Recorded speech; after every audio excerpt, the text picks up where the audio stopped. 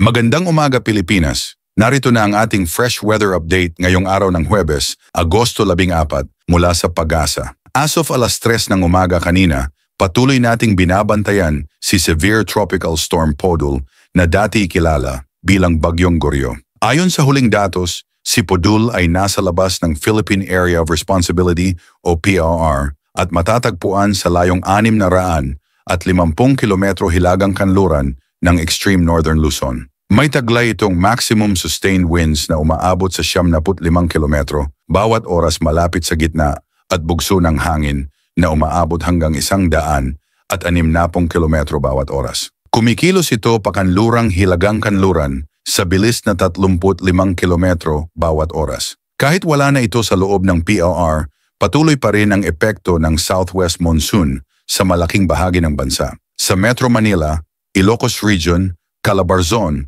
Mimaropa, Bicol Region, Visayas, Zamboanga Peninsula, Northern Mindanao, Caraga, pati na rin sa Zambales, Bataan, Pampanga, Tarlac, Bulacan at Davao Oriental, asahan ang maulap na kalangitan na may kalat-kalat na pag-ulan at thunderstorms. Posible itong magdulot ng flash floods at landslides lalo na kung may malakas na buhos ng ulan. Samantala, sa iba pang bahagi ng bansa, mas maaliwalas ngunit magiging partly cloudy to cloudy skies na may isolated rain showers o thunderstorms dahil sa localized thunderstorms. Sa wind at coastal water conditions, inaasahan sa Luzon ang katamtamang hangin mula southwest to southeast na may katamtamang dagat at taas ng alon mula 1.5 hanggang 2.5 metro. Sa Visayas at Mindanao, light to moderate ang hangin mula southwest at slight to moderate ang dagat na may alon na 0.6 hanggang 1.5 metro. Kaya mga kababayan,